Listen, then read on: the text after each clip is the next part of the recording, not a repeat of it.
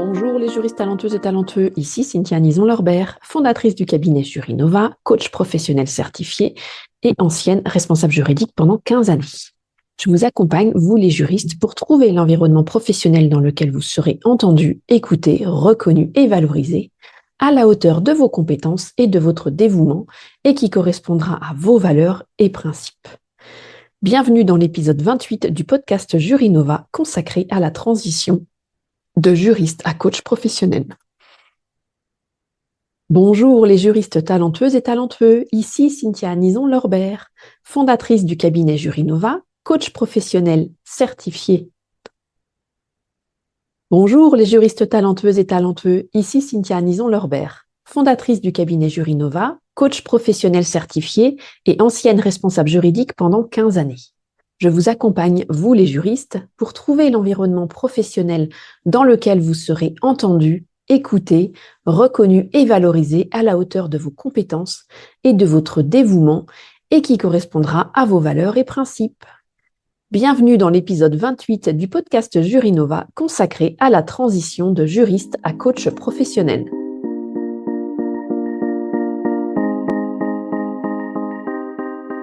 Et pour tous les Jurinova qui nous rejoignent, le podcast Jurinova est un lieu dédié au pilotage de votre carrière de juriste. Je vous partage tous les vendredis des clés pour réussir et rayonner dans votre carrière juridique ou pour bifurquer vers une voie parallèle plus ou moins proche de votre profession actuelle.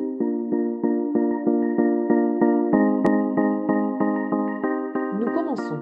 Pourquoi ai-je souhaité me tourner du côté de l'accompagnement ?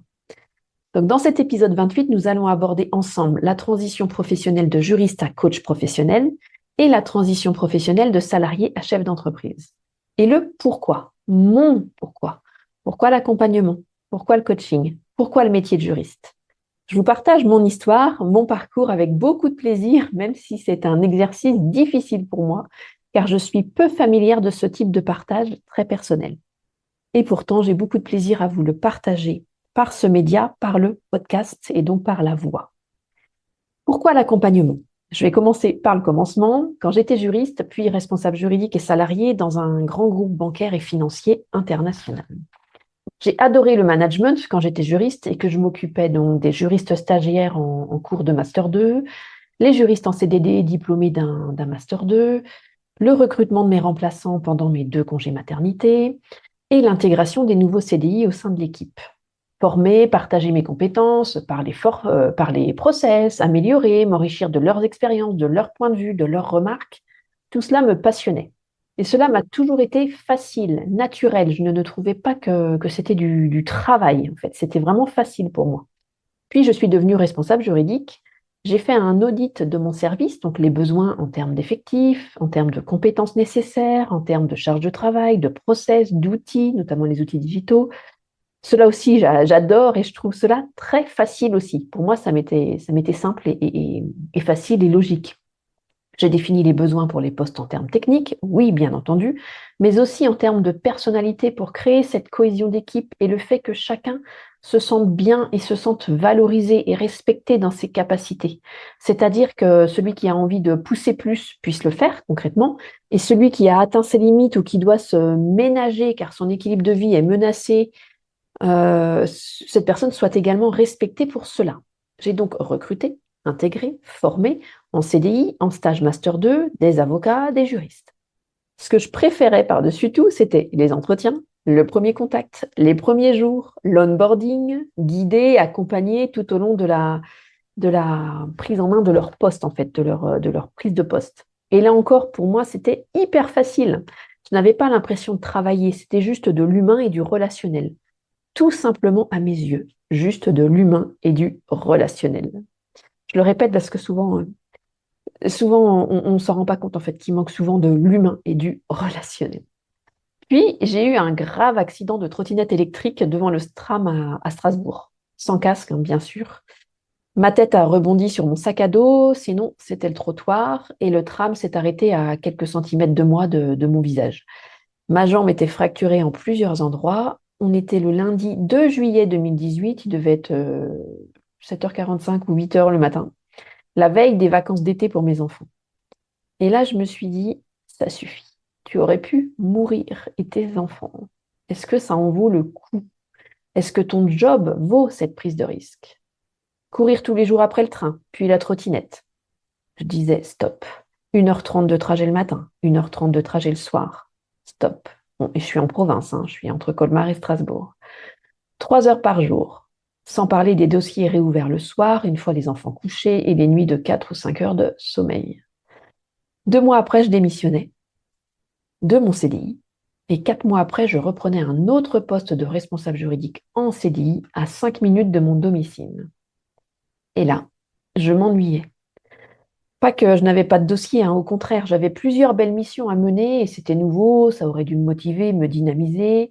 Le groupe était en pleine restructuration et intellectuellement, les sujets étaient nouveaux, le droit des assurances, donc cela aurait dû me nourrir intellectuellement, comme c'était le cas auparavant. Dès que je découvrais une nouvelle matière, ça me nourrissait intellectuellement, ça me dynamisait, ça me motivait et j'y allais à fond, en fait, ça me suffisait à l'époque.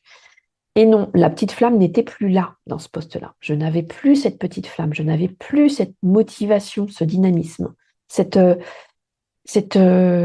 curiosité assouvie quelque part. La question de ma vocation est vite, très très vite réapparue. J'ai juste beaucoup apprécié dans ce poste-là ma période d'onboarding pendant laquelle j'ai rencontré tous les services, tous les responsables et les membres des équipes pour recueillir les besoins des uns et des autres face au juridique. Les personnes se confiaient facilement et comme les équipes de juristes étaient très conséquentes, en contentieux notamment, je voyais les juristes qui étaient à leur place et celles, parce qu'il n'y avait que des femmes, c'est pour ça que je le mets au féminin, qui souffraient, qui visiblement n'étaient plus du tout à la bonne place. Mais statu quo, il n'y avait pas en interne une culture de gestion des talents, il y avait trop d'autres chantiers liés au business à pérenniser pour dégager du temps pour cette gestion humaine des talents. Et encore une fois, la déception et le découragement m'envahirent. Cette gestion humaine de talent inexistante, ça me pesait vraiment. Je ne me sentais plus du tout en phase avec le monde de l'entreprise. J'ai donc mis fin à mon contrat en CDI après 9 mois. Le temps d'une grossesse, le temps pour donner naissance, à méditer 9 mois. J'ai pris mes responsabilités, non sans peur de l'avenir. Des peurs qui parfois m'envahissaient la nuit et le jour, et toujours la même question et les mêmes phrases, récurrentes.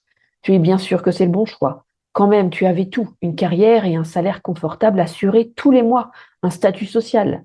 Tu as tout finalement. Qu'est-ce que tu cherches de plus? Pourquoi tu en veux encore plus? Tu n'aurais pas pu te forcer encore un peu. C'est normal d'être moins passionné après quelques années par son job.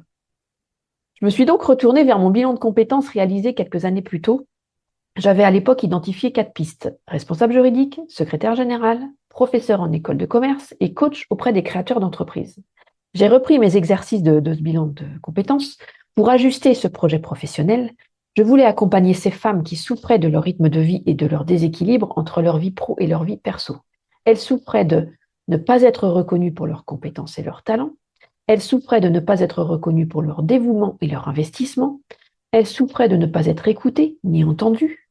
Elles souffraient de ne pas pouvoir mettre à profit leurs compétences et les valoriser dans des environnements qui ne reconnaissaient pas ceci.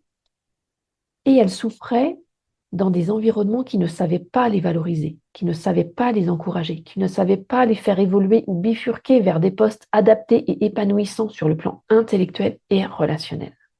Je voulais accompagner ces femmes à rebondir et briller à nouveau, malgré les désillusions et le découragement qui pouvaient parfois les envahir. Je me suis donc tournée vers la kinésiologie, basée sur la chiropraxie, la PNL, donc la programmation neurolinguistique, et la médecine traditionnelle chinoise basée sur les méridiens. On était loin du droit. Il s'agit de techniques énergétiques qui permettent d'accompagner les personnes qui rencontrent des difficultés d'ordre émotionnel, des débordements émotionnels, de la fatigue, du burn-out, des insomnies, des difficultés relationnelles, du stress bien entendu, qui viennent ou pas de grands chamboulements ou de petits chamboulements dans leur vie, les licenciements, les changements de management, les deuils, les naissances, les divorces, et qui n'arrivent pas à verbaliser ce qui se passe en eux, car ces personnes sont déconnectées de leur corps, ces personnes sont déconnectées de leurs émotions. Cela les aide à reprendre pied et à équilibrer ce qui doit l'être. Cela les aide aussi à prendre du temps pour elles. Pourquoi je connaissais cette technique, la kinésiologie? Pour 2 raisons. Première raison, ma grand-mère maternelle, aujourd'hui âgée de 106 ans et toujours vivante, je l'embrasse très fort d'ailleurs, le pratiquait à sa manière. Et j'y assistais enfant. Je ne comprenais pas et pourtant je me rappelle de tout. Là encore, c'est facile pour moi de me souvenir de ses gestes, de ses mots. Et deuxième raison, j'en ai eu besoin à titre personnel à plusieurs moments dans ma vie de femme et dans ma carrière professionnelle. J'étais surmenée, trop de missions, trop de déplacements et l'impossibilité de me poser, de me reposer et de dormir paisiblement. Et comme j'étais contre les somnifères et que je savais que le problème principal venait de mon rythme de vie, je me suis tournée vers une kinésiologue merveilleuse qui m'a beaucoup aidée à me reconnecter à mes besoins, à me reconnecter à mes émotions que j'étouffais totalement, pour arrêter donc de les étouffer et commencer à les écouter, à les accepter, car mes émotions sont un formidable GPS pour me guider, pour ajuster ce qui doit être ajusté dans ma vie, dans notre vie. Elle m'a également aidée après mon accident de trottinette face à la douleur des fractures. Elle m'avait aussi aidée quelques années auparavant suite à une césarienne en urgence extrêmement douloureuse, tant du point de vue émotionnel que du point de vue physique. Je me suis donc formée pendant une année auprès d'une ancienne notaire reconvertie à Metz dans la kinésiologie, depuis 18 ans maintenant, et de 2 spécialistes du courant canadien de la kinésiologie à Nantes et à Montpellier, donc dans 2 autres écoles. Donc je me suis formée en tout dans 3 écoles. J'ai aussi découvert l'EFT, que je pratique également. La technique s'appelle également le tapping pour certains. Et j'ai commencé à exercer en 2019. Je recevais des femmes en activité qui souffraient, qui n'allaient pas bien, alors que d'extérieur, elles avaient tout. Elles avaient la famille, les enfants, le couple, la maison ou l'appart, le job, le salaire confortable, le CDI, les responsabilités, un statut social, un titre, des amis, une vie sociale développée, etc., etc. Et je me suis rendu compte qu'en fin de séance, la parole se libérait, elles me demandaient conseil. Elles exprimaient des blocages, des peurs, et j'étais quelque peu démunie. Donc en 2020, je me suis formée et certifiée au coaching professionnel, le courant PNL, le courant de la programmation neuro-linguistique. Et la Covid aidant, j'ai proposé mes accompagnements en ligne. Je pouvais de la sorte aider bien plus de femmes. Et au fur et à mesure des mois en 2020, j'avais de plus en plus de juristes qui venaient vers moi, qui se posaient des questions sur leur carrière. Elles se demandaient si elles avaient perdu leur vocation, ou si c'était juste l'environnement qui posait problème, ou si ça venait d'elles tout simplement. Donc en 2021, je me suis formée au bilan de compétences et à la transition professionnelle. J'ai créé mon organisme de formation, ma SASU. J'ai obtenu ma certification Calliope et donc l'accès au CPF. Et j'ai accompagné les premières juristes en bilan de compétences orientation, puis dans le cadre de l'accompagnement mobilité pour retrouver un poste. Puisque l'accompagnement bilan de compétences orientation, c'est quand on souhaite changer de profession ou bifurquer, faire une transition partielle ou totale, une transition professionnelle partielle ou totale, pour aller vers un poste éventuellement en parallèle du juridique, mais toujours en entreprise, ou pour aller vers l'entrepreneuriat. Puis, l'accompagnement mobilité, là, est destiné aux juristes, responsables juridiques, directeurs juridiques qui veulent changer de poste en interne ou en externe, d'accord? Soit ces personnes sont en poste, soit ces personnes sont déjà libérées d'un poste, soit par la fin d'un contrat, soit par un licenciement notamment ou une démission. Et donc en 2022, je poursuis ces accompagnements auprès de juristes et je m'entoure en ce moment d'une équipe de femmes formidables, des femmes reconverties qui ont eu pour toutes d'ailleurs une première carrière, donc elles ont toutes eu quasiment 15 ans de carrière dans le salariat, en entreprise. Et pour certaines de ces femmes donc, qui vont être mes prestataires, ce sont d'anciennes juristes qui ont exercé le métier de juriste en entreprise pendant 10-15 ans et qui maintenant sont prestataires sur des domaines bien précis.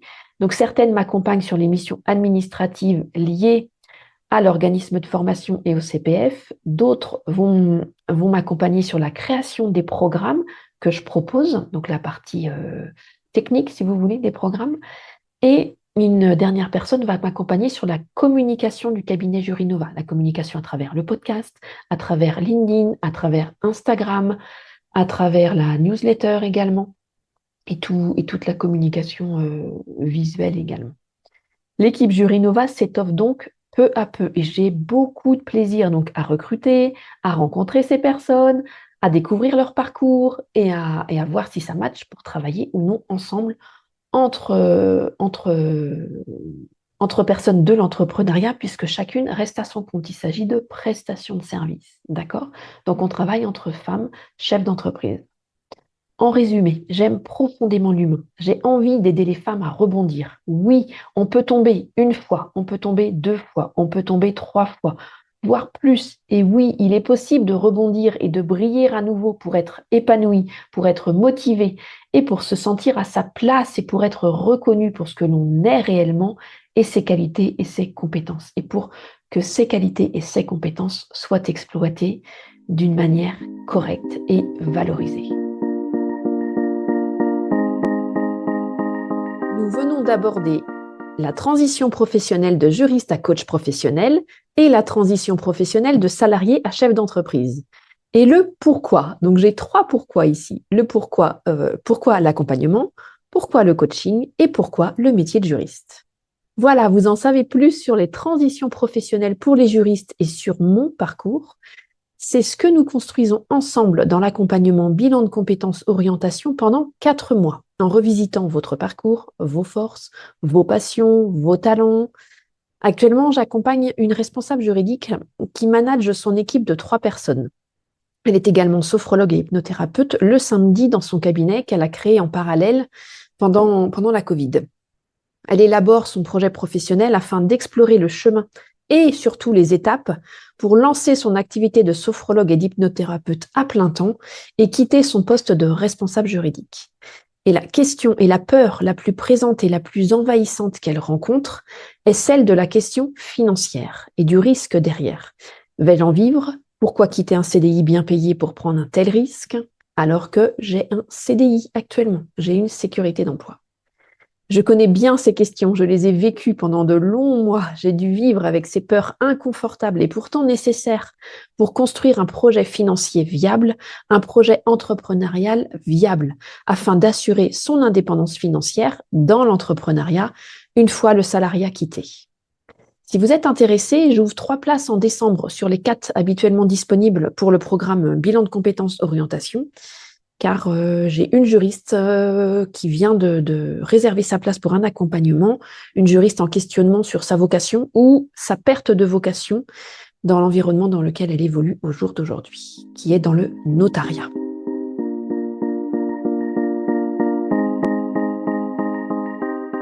J'espère que cet épisode vous a plu. Je vous invite à lire l'article de blog associé à cet épisode sur le site www.jurinova.fr si vous préférez lire.